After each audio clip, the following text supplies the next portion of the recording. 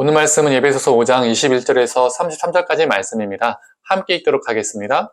그리스도를 경외함으로 피차 복종하라. 아내들이여 자기 남편에게 복종하기를 주께 하듯 하라.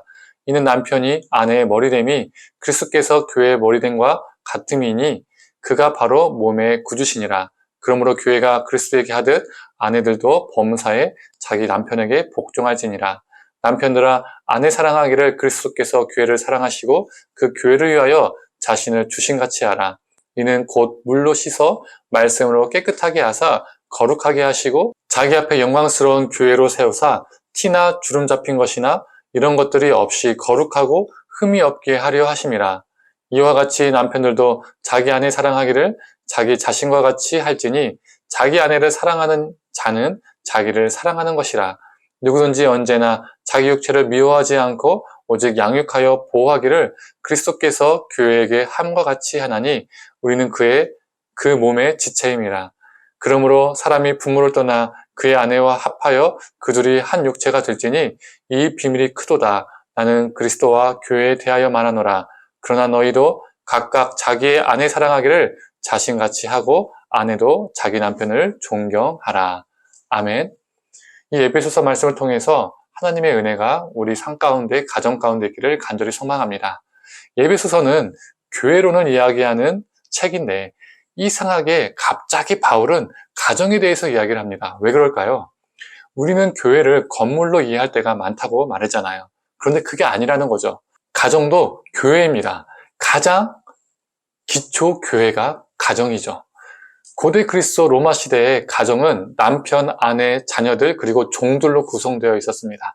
그래서 에베소서는 남편과 아내, 또 부모와 자녀, 그리고 주인과 종이 지켜야 할 규정들을 언급합니다. 특히 오늘 본문은 남편과 아내에 대해서 언급을 하고 있죠. 22절에서 24절의 말씀입니다. 아내들이여 자기 남편에게 복종하기를 주께 하듯 하라. 이는 남편이 아내의 머리됨이 그리스도께서 교회의 머리됨과 같음이니 그가 바로 몸의 구주시니라. 그러므로 교회가 그리스도에게 하듯 아내들도 범사에 자기 남편에게 복종할지니라. 이 구절들이 가부장적으로 강조될 때가 참 많이 있었습니다. 남편이 뭘 하든 아내는 남편에게 복종해야 돼. 까불면 안 돼. 라는 식의 적용이 많았죠. 남편에게 찍소리 안 하는 아내가 성경적인 아내라는 인식으로 오랫동안 들려왔었습니다. 상당히 남성 중심적이고 가부장적인 해석과 적용이죠. 그러나 우리는 다른 구절도 살펴봐야 합니다. 22절에 남편에게 복종하라라는 말씀에 바로 앞 구절인 21절은요. 이렇게 말하고 있습니다. 그리스도를 경외함으로 피차 복종하라. 보통 복종은 누가 하는 것이죠? 낮은 계급, 낮은 계층, 낮은 신분이 윗존재에게 하는 것이 복종입니다. 아내가 남편을, 자녀가 부모를, 종이 주인을 향해서 하는 것이 복종이죠. 그런데 우리가 주목해야 할 단어가 있습니다. 바로 피차라는 단어입니다. 피차라는 단어의 뜻이 무엇입니까? 서로라는 뜻입니다. 오늘 본문의 핵심은 서로입니다. 어느 한쪽이 일방적으로 복종하는 것이 아닙니다. 피차 복종, 서로 복종, 쌍방향 복종을 말하고 있습니다. 무엇으로 서로 복종하라고 말하고 있습니까? 그리스도를 경외함으로 서로 복종하라고 말하고 있습니다. 그리스도인들이 서로, 남편과 아내가 서로 복종해야 하는 이유는 그리스도를 경외하기 때문입니다. 먼저 22절에서 24절까지를 보면 아내들이 남편을 복종하는 것에 대해서 언급하고 있죠. 그런데 아내가 남편에게 복종해야 하는 이유가 이전과 완전히 달라집니다. 이전에는 가부장적 제도 때문에 남성 중심의 사회 때문에 남편에게 복종해야 했다면 이제는 주님 때문에 남편에게 복종하는 것입니다. 주님으로 인해서 남편에게 복종하는 것이죠. 그 이유 자체가 달라진 겁니다.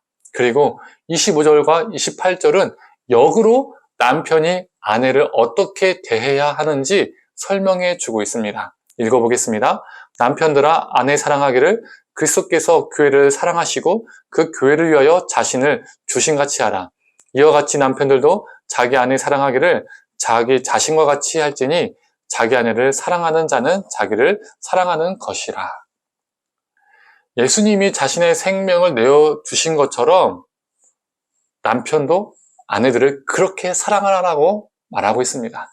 그 당시 시대에서 남성이 여성을 위해서 자신의 목숨을 바친다는 것은요, 말도 안 되는 겁니다. 상상하기 어려운 일입니다. 왜 그렇죠? 그 당시 여성은 사람이 아니었습니다. 인권이 없었습니다. 그래서 사람의 수에도 들지 않았던 게 여성이었습니다. 여성은 돈으로 사는 존재, 자녀를 생산하는 수단, 그리고 또는 남성의 성욕을 해결해주는 도구였었습니다. 그 당시 그랬다는 거예요. 그래서 결혼할 때 상금을 주고 결혼하잖아요. 이게 뭐냐면 아내를 물건으로 취급하고 아내를 돈을 주고 사온다는 의미입니다. 그런데 그러한 존재를 향해서 내 생명을 다해서 사랑하고 내 생명을 다해서 대한다는 것은 그 당시 사고 속에서 엄청나게 급진적인 것이었습니다.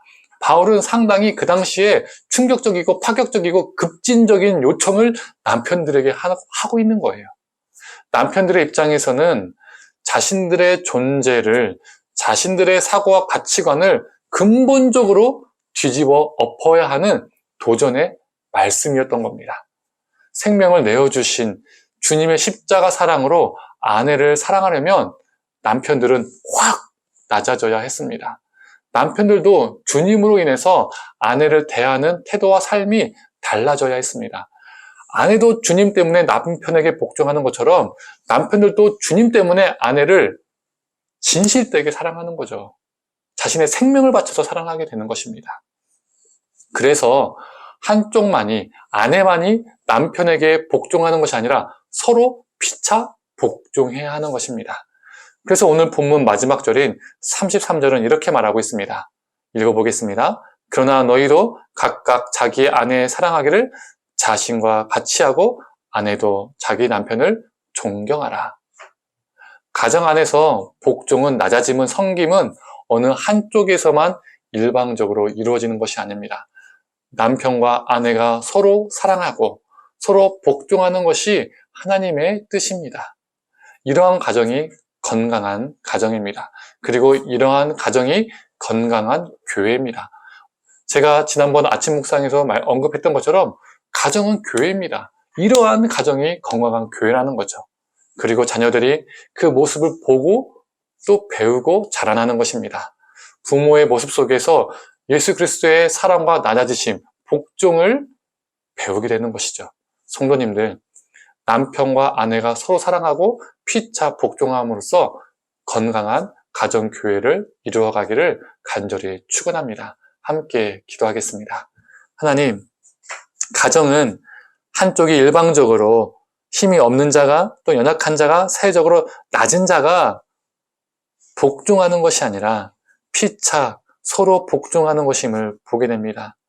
남편은 주님 때문에 아내를 생명을 다해서 사랑하고, 아내는 주님 때문에 남편에게 복종하고, 결국 서로서로 복종하는 것이고 서로서로 사랑하는 것임을, 서로서로 섬기는 것임을 보게 됩니다.